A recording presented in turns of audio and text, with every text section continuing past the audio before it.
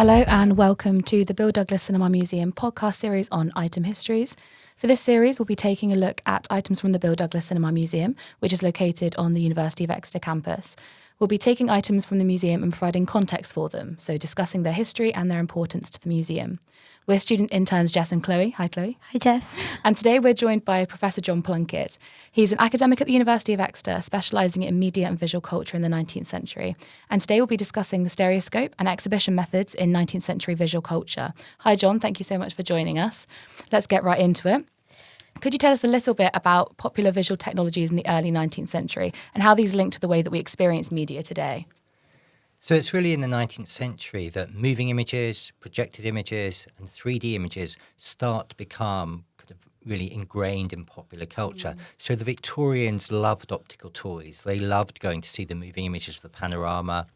They loved kind of getting out a stereoscope after an evening's dinner party and looking at images in 3D. So it was really kind of everywhere in kind of 19th century, whether it's kind of in the drawing room or, you know, for a children's birthday party, you might hire in a magic lanternist who would come and kind of entertain the children and give you a kind of a few minutes break. So, you know, Christmas magic lantern shows were really popular. So both in kind of public and in private, kind of they were absolutely fascinated by kind of this new world of images, moving images, projected images, and 3D images. I've actually got a question about that. Were they expensive? Like, would this be something that would be a special occasion, or could you use it quite regularly? I think there was a whole kind of range of devices aimed at a range of markets. So if you have kind of both, you know, think about both the magic lantern and the stereoscope, there were kind of really enormous magic lanterns with kind of 2 or 3 kind of lenses for creating special effects that you would have if you were a lecturer travelling around for town halls or church halls, where you could easily project to 800, 900 people. At the same time, you know, by the end of the century, there are little children's versions that you can get, which would, you know, make a really nice Christmas present, which could be available for middle class, lower middle class children as a kind of fairly inexpensive gift. So, you know, just like today with kind of, you can get TVs ranging from kind of fairly kind of cheap versions right up to your enormous kind of plasma TVs that take up a whole wall. It's, you know, it's the same thing. So it's, the technology was there, but it had multiple different versions, multiple different kind of examples of that. Great. Yeah, interesting. Okay, John, we've chosen an item. So you've got it on your screen. Could you please tell us a bit more about it?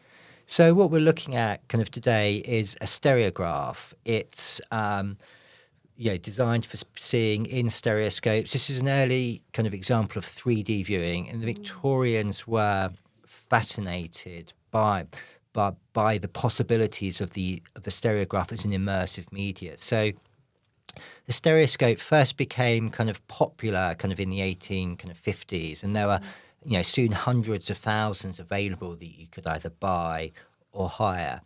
And what the appeal was, it kind of imbued kind of 2 kind of photographs with kind of 3D, a 3D effect. So the stereograph initially comes out of a series of scientific experiments on the physiology of vision in the 1820s and 1830s.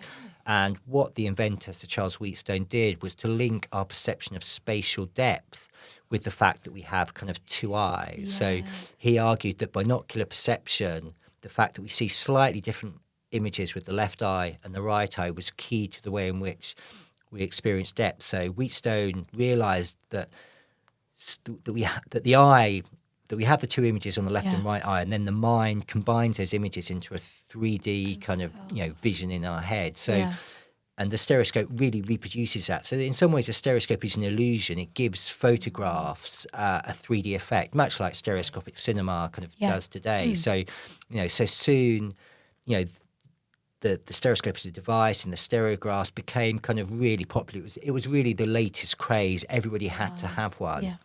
And so, in particular, it was popular in terms of travel or topographical views. So if you kind of hadn't been to the pyramids, or you hadn't seen kind of the sights of Europe, the sights of America, the sights of the British Empire, the stereoscope gave you a way to experience those. You could it was almost like being there in 3D. So we talk sometimes about the history of immersive media, but the stereoscope is absolutely kind of part of that, one of the kind of really important forerunners. And so the stereograph that we've got kind of today, the giving you a scene of Westminster Bridge is a fairly kind of typical one. So topographical, architectural scenes were really popular because they work in 3D really well, because they're already kind of three-dimensional kind of objects. Yeah. So, this particular one could have been, it could have been a tourist kind of it could have been a commemorative souvenir. It could have been something that you bought as part of a trip to London. It could be something that you kind of bought as a way of seeing, well, what's Westminster Bridge like? What does Big Ben actually look like? So it was, it was kind of gave you that kind of sense of being in the image, of kind of a sense of tactility of being there, and that was its key appeal. Yeah, I was wondering as well, what could you give us a little sense of how popular these were? Were these something that, as we were saying earlier, obviously there's different levels of visual culture, but how popular were these? Were these sort of things that, like you say, you pick up while travelling around, or were these more sort of for the home? So the stereoscope, as I said, became very much a kind of one of the crazes of the 1850s and the 60s. So when it first came in, it was a real kind of novelty, and everybody had to have one. If you couldn't afford one, stereoscopes were often displayed at kind of events like local fetes or bazaars or kind of charity fairs. So, if you couldn't afford your own expensive version, then you might pay a penny at a local bazaar and get to kind of look at a stereoscope. And so there were often kind of quite big versions made where you could put in 20 or 30 different cards and see them on rotation. So you would pay a penny and be able to kind of have a 3D tour of Italy or a 3D tour of America. So amazing. you can see the attraction. It was it was so they would have been experienced by lots and lots of kind of people, kind of both kind of in the home and at public events. What you do get though is a kind of is a waning of novelty. So in the same way, so if you look across the history of film from kind of the 20th and 21st centuries, there have been various waves of interest in 3D cinema. So going from the 1920s, 1930s, the 60s, the 70s, and then kind of more recently with kind of Avatar and other examples. Yeah. So, and that's, it's very much the case with 3D. It kind of goes in and out of fashion. Right. So, so there was a wave of novelty, and then, once you've seen the effect a few times, it kind of like, well, I've seen it. I'm ready for the next thing. Yeah. What's the next? And and there's also the difficulty of you've got to keep buying new cards, new subjects, and that's kind of gets expensive after a while. And there's so that novelty value wore off. But then later on, there was a resurgence around the 1890s, turn of the century, and it became very much more an educational device. So people saw that it could be used as a visual aid for schools or colleges or universities. So, there were, particularly in the American school system, there were kind of, by the time you get to the 1910s, 1920s, there were literally millions within the American school system. And they were used quite a lot in classrooms as a way of kind of teaching, particularly geography and natural history. So I think, the origin of the one we've got today is from the US, which is interesting because it's from Westminster Bridge. Yeah. Yeah, so again, if you're thinking in America, it was produced by an American company, and there were kind of the market at the time you got to 1900 was dominated by 2 or 3 really large American producers, and they served not just the American market but the international market more generally. And the one that we're discussing today, the stereograph of Westminster Bridge, again, so that could have been seen by a group of American school children in the 1910s somewhere. So it just brings London to life in a way that perhaps a still image or even a film image wouldn't. So you can see kind of what the attraction was. So it's very much kind of an early kind of example of kind of visual aids being used for education, much as we use kind of PowerPoint presentations now. Amazing. Wow.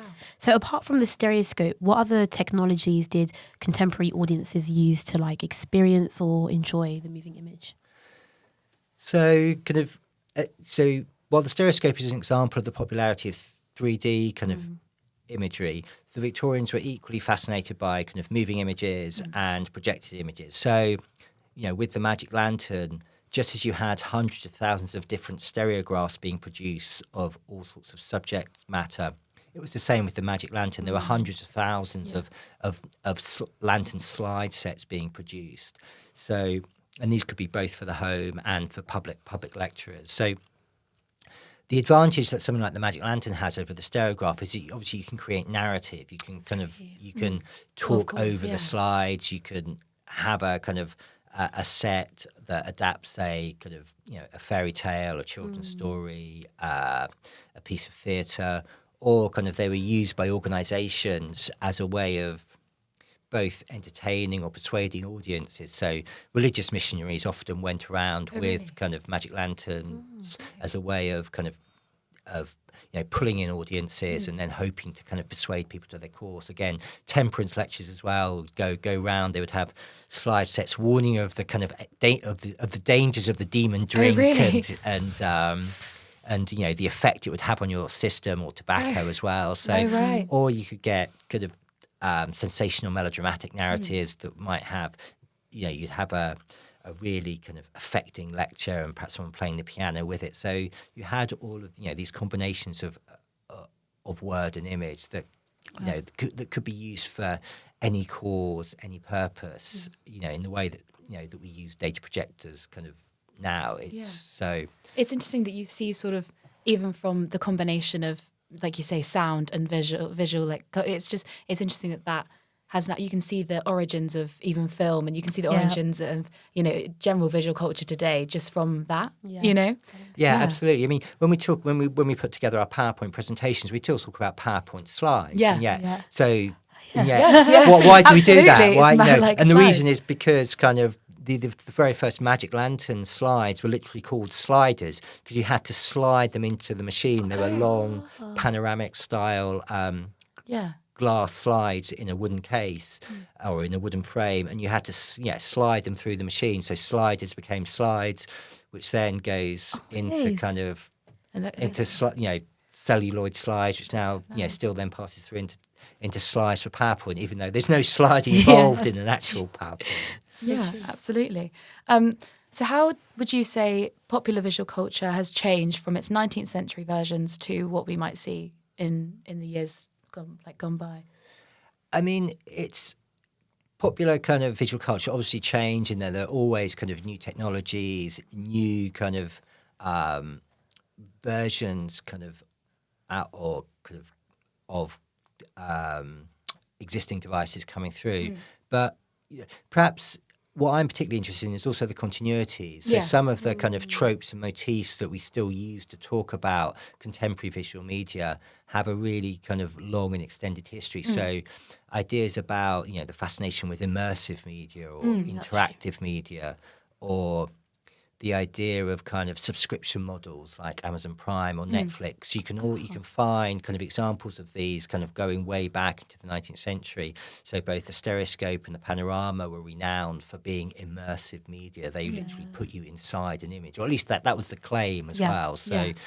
And you can always take that with a little bit of a pinch of salt. So, and again, if there were stereoscopic libraries that you could sign up to, you could hire kind of a certain amount per month. So it would be like a subscription, media subscription service, similar to kind of, it was not quite on demand in the same way that Netflix or Amazon Prime or Disney is, but the principle is the same, that you've got a hiring model that allows you access to a greater amount of content than you would ever want to actually buy for yourself. Great. Okay, as a final question, so obviously our item was from the Bill Douglas Cinema Museum. What impact do you think the museum has on the life of the university and beyond? So, the Bill Douglas Museum, I think, has a really kind of important kind of role in the life of the university. It's had an important role in kind of, my life and career. I first came to Exeter on a postdoc to actually work with the Bill Douglas Cinema Museum collection. So it's something that actually shaped my kind of last 15 years. And it's something that I use for my research, and it's also something I use a lot for my kind of teaching, both in kind of English and art history and visual culture. So it's really interesting when we kind of take students down and actually look at the material, and we think about how users from the past would have kind of engaged with this and how it relates to their own kind of media experiences. So it's a vital way for opening up those links between kind of past and present and thinking about our own history of media usage as part of a much kind of longer, broader, deeper history. Yeah. That's amazing. Yeah. Thank you so much. Thank you so much you. for joining Thanks. us, John.